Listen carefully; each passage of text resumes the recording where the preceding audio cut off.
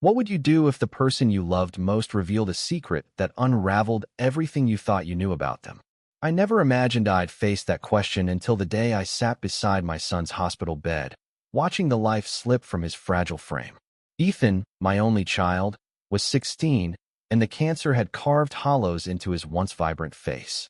His laughter, which used to fill our home, had faded months ago, replaced by the rhythmic beep of machines and the sterile scent of antiseptic.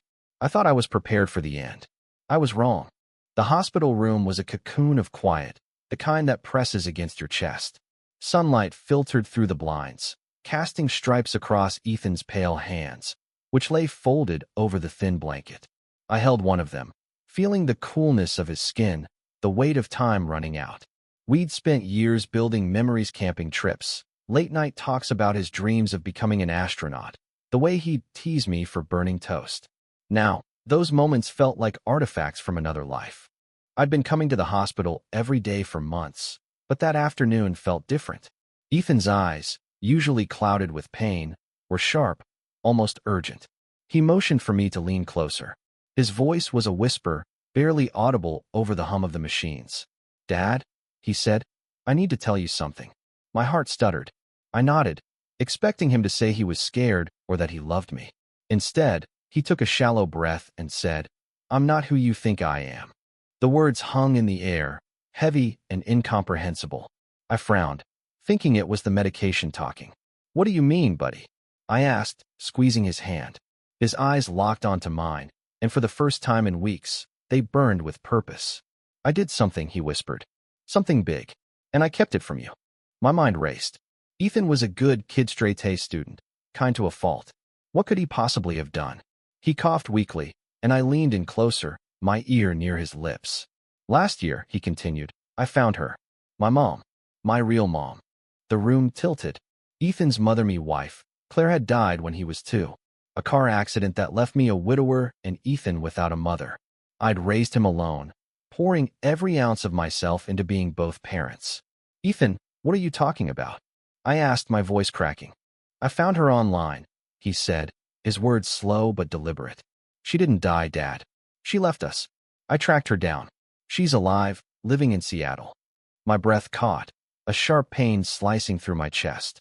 Claire alive? It couldn't be true. I'd seen the police report, held her funeral. But Ethan's eyes were unwavering, and he pressed on. "I met her. She told me she couldn't handle being a mom. She begged me not to tell you. I promised I wouldn't." The world I'd built for us crumbled.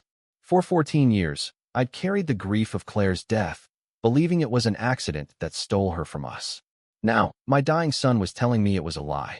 "Why didn't you tell me?" I whispered, tears burning my eyes. "I wanted to protect you," he said, his voice breaking. "You were so strong for me. I didn't want you to hurt more." His words were a dagger, twisting with the weight of his sacrifice. He'd carried this secret alone, shielding me even as he faced his own mortality. I wanted to be angry, to demand answers, but all I could do was hold his hand tighter. "Ethan," I said, my voice trembling, "you didn't have to carry that alone." He smiled faintly, the kind of smile that held a lifetime of love and regret.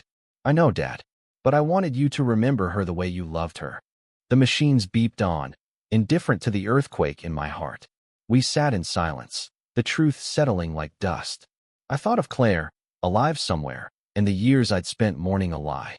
But more than that, I thought of Ethan, me brave, selfless boyhood chosen to protect me, even at the cost of his own peace.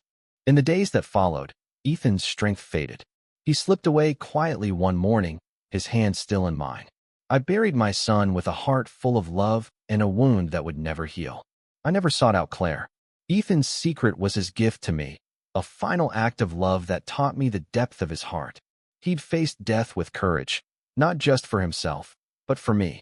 And in that truth, I found a bittersweet redemption, a reminder that love, even when it breaks you, is the only thing that endures.